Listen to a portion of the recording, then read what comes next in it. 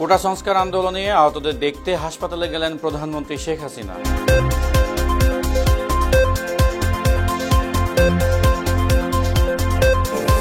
নাশকতাকারীদের হামলায় data centre পুড়িয়ে ফেলায় ইন্টারনেট সেবা বন্ধ হয়ে গেছে বলে জানিয়েছেন প্রতিমন্ত্রী পলক।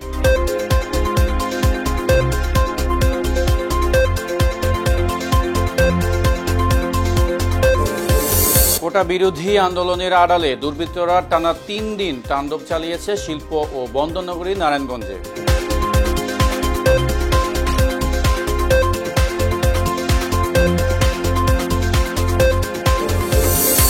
এবং নরসিংদী জেলা কারাগার থেকে পালিয়ে যাওয়া নিষিদ্ধ সংগঠন হিজবুত তাহরীর এক সদস্যকে গ্রেফতার করা হয়েছে।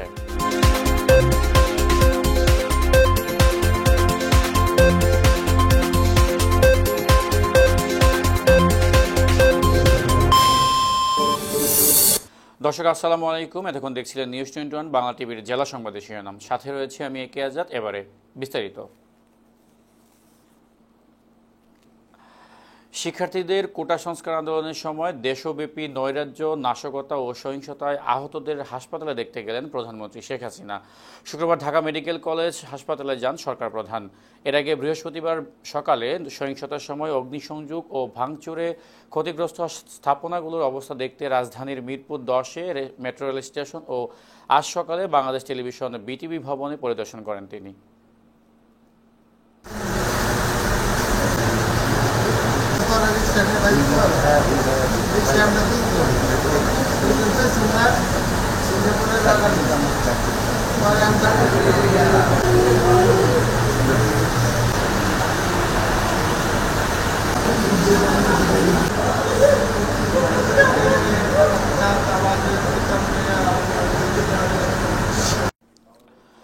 কোটা সংস্কারের দাবিতে আন্দোলনরত ছাত্রদের নিয়ন্ত্রণ বিএনপি জামাতের হাতে বলে মন্তব্য করেছেন স্বরাষ্ট্রমন্ত্রী আসাদুজ্জামান খান। তিনি বলেন, আমরা আশা করেছিলাম ছাত্ররা সরকারের উদ্যোগ ও উচ্চ আদালতের সিদ্ধান্তকে স্বাগত জানাবেন, কিন্তু দুঃখজনকভাবে তারা সেটি করেননি। তাদের কন্ট্রোল বিএনপি জামাত ও জঙ্গিদের হাতে। এদের আক্রোশী ছিল পুলিশ ও আওয়ামী লীগের প্রতি। 2 জন সাংবাদিককে হত্যা এবং 1 জন নারী সাংবাদিককে নাজেহাল করেছে তারা। শনিবার কোটা সংস্কার আন্দোলনকে কেন্দ্র করে দুষ্কৃতিকারীদের নাশকতা ও সহিংসতায় ক্ষতিগ্রস্ত নারায়ণগঞ্জের বিভিন্ন স্থাপনা পরিদর্শন শেষে স্বরাষ্ট্রমন্ত্রী সাংবাদিকদের এসব কথা বলেন। নিচে এখন আর কেউ নেই, কাজেই এই যে মুক্তিযোদ্ধার কোটাটা, এটাও আর মুক্তিযোদ্ধাদের কাছে থাকবে না। এটাও চলে গিয়েছে অলরেডি ইসের কাছে, আমাকে মেধার তালিকায় চলে গেছে। যারা এই আন্দোলন করছে তাৎক্ষণিকভাবে এই ইসেকে স্বাগত করবেন, স্বাগত জানাবেন এবং বলবেন যে আমরা উইথড্র করলাম, আমরা আমাদের শিক্ষা ভবনে ফিরে যাচ্ছি। কিন্তু আমরা দেখলাম দুঃখের সঙ্গে তারা সেইটি কাজটি করেননি, কারণ তাদের দ্বারা কন্ট্রোল নেই। যারা জঙ্গির উত্থান ঘটাতে চেয়েছিল, যারা সন্ত্রাস উঠিয়ে আমাদের দেশকে অকার্য করার প্রচেষ্টা নিয়েছিল, তাদের হাতে তারা এখন ক্রীড়ানায়ক হয়ে গিয়েছে। এরা মানুষের শত্রু, এরা জনগণের শত্রু, এরা দেশের শত্রু। দেখেছি আমরা, এরা সাধারণ মানুষ। আমাদের আওয়ামী লীগের, আমাদের ছাত্রলীগের অনেক এখানে শাহাদাত বরণ করেছেন। 3 জন পুলিশ, 1 জন আনসার শাহাদাত বরণ করেছেন। 1 জন পুলিশ মৃত্যুমুখে পাঞ্জা লড়ছেন। আমরা পাই সোশ্যাল মিডিয়াতে তারা এই ধরনের প্রচার করেছেন। এগুলি যখন আমরা পেয়েছি তখন তাকে সেফ কাস্টডিতে আমরা নিয়েছি। আমরা তাদের কাছে জিজ্ঞাসা করছি যে কারা তাকে আক্রমণ করতে চাচ্ছে। এগুলি জিজ্ঞাসাবাদ পরে আমরা সিদ্ধান্ত নেব তাকে কিভাবে কি করা যায়। কোটা সংস্কার আন্দোলন ঘিরে ক্ষতিগ্রস্ত মেট্রো রেল কবে চালু হবে তা নির্দিষ্ট করে বলা যাচ্ছে না বলে জানিয়েছেন সড়ক পরিবহন ও সেতুমন্ত্রী ওবায়দুল কাদের। মেট্রো রেল না থাকায় মানুষের ভোগান্তি হচ্ছে। শনিবার কোটা সংস্কার আন্দোলনে রাজধানীর মহাখালীতে ক্ষতিগ্রস্ত সেতু ভবনে প্রধানমন্ত্রী শেখ হাসিনার পরিদর্শন শেষে সাংবাদিকদের এসব কথা বলেন তিনি। আন্দোলনে ক্ষতিগ্রস্ত স্থাপনার বিষয়ে সেতুমন্ত্রী বলেন, প্রধানমন্ত্রী শেখ হাসিনা যা অর্জন করেছেন তা ধ্বংস করতে চায় হামলাকারীরা। এই দুটা ধ্বংসপ্রাপ্ত, এটা 1 বছরেও যন্ত্রপাতি এনে সচল করা সম্ভব হবে না বলে এক্সপার্টরা জানিয়েছে। মেট্রো রেল এমনি চলাচল কবে থেকে ওই দুটো স্টেশন সেটা সর্বোচ্চ সিদ্ধান্ত। বিষয়গুলো প্রধানমন্ত্রী শেখ হাসিনা যে সিদ্ধান্ত দিবেন, ওই সিদ্ধান্তের উপরেই আমরা পর্যায়ক্রমে যেখানে যা করার সেটা করব।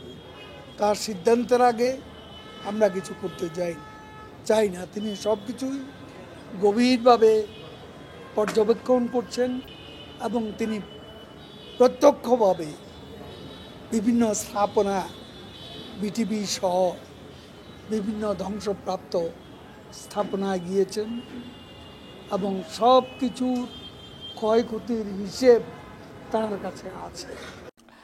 এদিকে চট্টগ্রামে কারফিউ শিথিলের সময়সীমা 2 ঘন্টা বাড়িয়ে 14 ঘন্টা করা হয়েছে। শনিবার সকাল 6টা থেকে রাত 8টা পর্যন্ত কারফিউ শিথিল থাকবে। চট্টগ্রাম জেলা প্রশাসক আবুল বাশার মোহাম্মদ ফখরুজ্জামান বলেন, চট্টগ্রামের পরিস্থিতি অনেকটা স্বাভাবিক রয়েছে।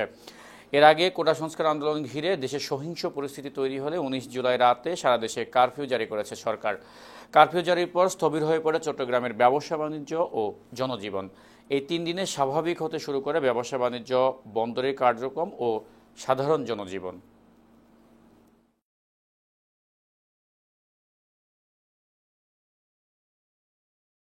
ব্যাংক খোলা, অফিস খোলা। যাত্রী নাই তো, যাত্রী আমরা জায়গায় জায়গায় বসে থাকি, যাত্রী বলি মুখে মুখে বসি, কিন্তু যাত্রী হচ্ছে না। কিছুটা বাইর হচ্ছে এবং স্বাভাবিক কাজকর্ম করার চেষ্টা করতেছে আর কি। এখন সবাই কাজকাম করে, সবাই তো খেটে খাওয়া মানুষ, আমরা আমাদের ভালো লাগতেছে। ছোট বড় এবং কিছু মশলা জাতীয় দ্রব্য নিয়ে যাচ্ছে।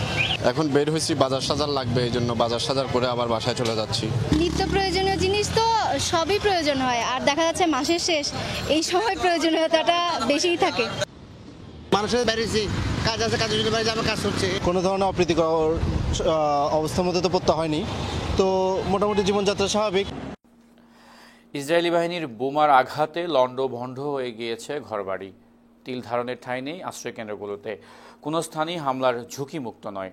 এই অবস্থায় যাওয়ার জায়গা না পেয়ে হাজারো ফিলিস্তিনি বেছে নিয়েছেন পরিত্যক্ত একটি কারাগার। খুনি ও দাগী আসামিদের বন্দী রাখার কক্ষগুলি এখন শেষ আশ্রয়স্থল হয়ে উঠেছে ঘরবাড়ি হারানো এসব অসহায় মানুষের। ইসরায়েল বলছে, গাজার শাসক গোষ্ঠী হামাসের সঙ্গে যুদ্ধে বেসামরিক নাগরিকদের রক্ষায় সর্বাত্মক চেষ্টা করে চলেছেন ইসরায়েলি সেনারা।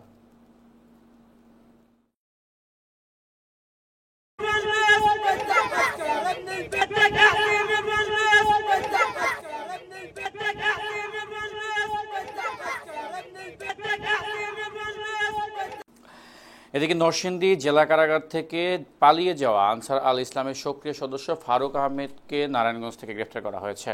বুধবার সোনারগাঁয়ের প্রেমের বাজার এলাকা থেকে তাকে গ্রেফতার করেছে র্যাব।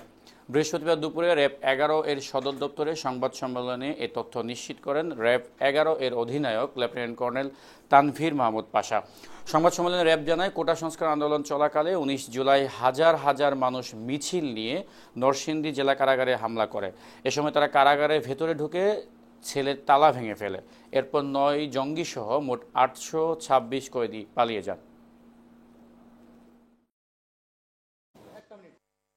পলাতক সাজাপ্রাপ্ত আসামিরা সাধারণ মানুষের নিরাপত্তার জন্য হুমকি স্বরূপ, স্পেশালি যারা পলাতক জঙ্গি। তো এদের ধরার জন্য আমাদের র্যাব 11 একাধিক টিম প্রথম থেকে কাজ করে যাচ্ছে, যার ধারাবাহিকতায় গতকাল বিকালে আমরা সোনারগাঁ থানাধীন প্রেমের বাজার এলাকা থেকে আনসারুল ইসলামের সক্রিয় জঙ্গি সদস্য মোহাম্মদ ফারুক আহমেদকে আমরা গ্রেফতার করতে সক্ষম হই। কোটা বিরোধী আন্দোলনের আড়ালে দুর্বৃত্তরা বৃহস্পতিবার থেকে টানা 3 দিন রীতিমতো তাণ্ডব চালিয়েছে শিল্পনগরী নারায়ণগঞ্জে। দুর্বৃত্তদের তাণ্ডব থেকে রক্ষা পায়নি সরকারি বেসরকারি স্থাপনা। তাণ্ডবের রোশানলে লাঞ্ছিত ও বর্বরচিত আচরণের শিকার হয়েছেন গণমাধ্যম কর্মীরাও। মঙ্গলবার থেকে পুরো জেলায় পরিস্থিতি স্বাভাবিক হতে চললেও সেই বিভীষিকাময় তাণ্ডবের ক্ষতচিহ্ন এখনও রয়ে গিয়েছে। তারা এখনও আতঙ্কে আছেন সাধারণ মানুষজন। শ্রেণী যাদেরকে আসলে হায়ার করে নিয়ে আসছে, এখানে আমার $15 মিলিয়ন মাল নাই হয়ে গেছে ভাই। শ্রেণী যাদেরকে আসলে হায়ার করে নিয়ে আসছে, এখানে আমার 4 জন কর্মচারী আছিল, ওদেরকে রক্তাক্ত জখম করা হয়েছে, একজনের হাত ভেঙে ফেলছে, মাথা ফাটায় ফেলছে। জ্বর হয়ে গেল, কেউ লাথি দিতেছে, কেউ ঘুষি দিতেছে, কেউ ইট মারতেছে। এসএস পাইপ দিয়ে বাড়ি দিয়ে মাথা ফাটিয়ে দেয়, ক্যামেরা ভাঙচুর করে, পকেটে থাকা মোবাইল এবং মানিব্যাগটা নিয়ে যায়। প্রতিবারই কোনো না কোনো ঘটনায় আমাদের এই সাংবাদিকরা হামলার শিকার হয়ে যাচ্ছে। এই বিষয়ে আসলে প্রতিকার হওয়াটা উচিত। আমাদের ব্যক্তিগত যত মালামাল, ল্যাপটপ, কম্পিউটার, আমাদের সরকারি মালামাল, যত চেয়ার টেবিল যা কিছু ছিল সব কিছু একদম পুড়িয়ে ছাই করে দেওয়া হয়েছে। কারা এটা করলো আমি বলবো আইন শৃঙ্খলা বাহিনীকে খুঁজে বের করার জন্য। আমরা যেই মামলাটা থানায় জিডি করেছি সেটা সুষ্ঠু তদন্ত করে বের করা হোক। ইন্টারনেট বন্ধ করা হয়নি। নাশকতাকারীদের হামলায় ডেটা সেন্টার পুড়িয়ে ফেলা ইন্টারনেট সেবা বন্ধ হয়ে গেছে বলে জানিয়েছেন ডাক, টেলিযোগাযোগ ও তথ্য প্রযুক্তি প্রতিমন্ত্রী জুনায়েদ আহমেদ পলক। শনিবার রাজধানীর আগারগাঁয়ে ডাক ভবনে প্রধানমন্ত্রীর আইসিটি উপদেষ্টা সজীব ওয়াজেদ জয়ের 54তম জন্মদিন উপলক্ষে সারা দেশে 1 লাখ গাছের চারা রোপণে শান্তির জন্য বৃক্ষ অনুষ্ঠানে প্রধান অতিথির বক্তব্যে তিনি কথা বলেন। ইন্টারনেট সেবায় বিঘ্ন ঘটার কারণে সাময়িক যে ক্ষতি ও অসুবিধার মুখোমুখি হতে হচ্ছে সেটা মেনে নিয়ে সবাইকে সহযোগিতা করার অনুরোধও তিনি জানান।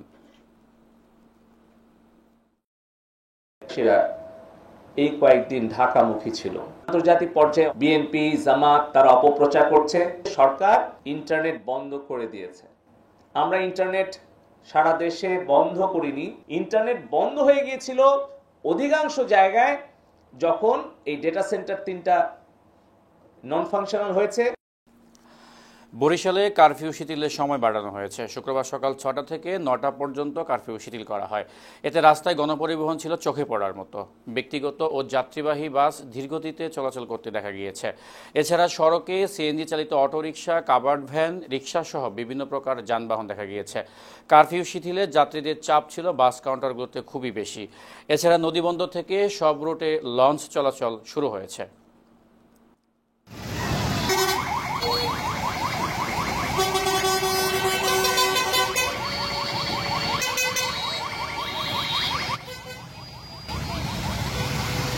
দেওয়া যায় না, যার জন্য যদি শিথিল থাকে তো পাবলিক দূর থেকে আসতে পারে। অনেকে ভয়তে নামে না গাড়ি থেকে। টিকিট বুঝি ভালো হয়েছে, টিকিট হইতেছে কিন্তু দেখা যায় গাড়ি যায় না বেশি। গাড়ি মনে করেন যেখানে যাইতো 15 গাড়ি সেখানে 6 গাড়িও যায় না, কারণ লোকজন আসে না, ভয়তে। হ্যাঁ, লোকজন আতঙ্কে থাকে, লোকজন আসে না। এই 4টার পর তো এমনিই গাড়ি দিতে পারি না। গাড়ি ছাড়তে পারছি, যদি আরো শিথিল হয়ে যায় তাহলে আমরা সকাল থেকে সন্ধ্যা পর্যন্ত ছাড়তে পারবো। এখন তো সকাল 8টা থেকে ছাড়তে পারতেছি 5টা পর্যন্ত। যাবে কি যাবে না শঙ্কা দ্বিধা নিয়ে তারা গাড়িতে যাতায়াত করতেছে। তেমন একটা না, কম যাত্রী, আগের পরিমাণে কম যাত্রী বেরোচ্ছে। ছিলাম কিন্তু আসলে আমরা এখন যাতায়াত করতে পারতেছি কারণ সরকার কারফিউ উঠাই নিছে। দেখা গেছে এখন 10টা থেকে 5টা তোমার কারফিউ থাকে না, 5টার পর কারফিউ থাকে, কিন্তু এখন আমরা গন্তব্যস্থলে পৌঁছতে পারতেছি, আমাদের চাকরিও করতে পারতেছি। নরসিংদী জেলা কারাগার থেকে পালিয়ে যাওয়া নিষিদ্ধ সংগঠন হিজবুত তাহরীরের এক সদস্যকে গ্রেপ্তার করা হয়েছে। বৃহস্পতিবার গাজীপুরের কাপাসি এলাকা থেকে জুয়েল ভুঁইয়া নামে কয়েদিকে গ্রেপ্তার করেছে পুলিশ। সেই সঙ্গে কারাগার থেকে লুট হওয়া 45টি অস্ত্র, হাতকড়া ও 1091 রাউন্ড গুলি উদ্ধার করা হয়েছে। শুক্রবার নিজ কার্যালয়ে সংবাদ সম্মেলনে এ তথ্য জানান নরসিংদীর পুলিশ সুপার মোহাম্মদ মুস্তাফিজুর রহমান। পালিয়ে যাওয়া 9 জঙ্গি সদস্যের মধ্যে এখন পর্যন্ত 4 জন গ্রেপ্তার হয়েছেন।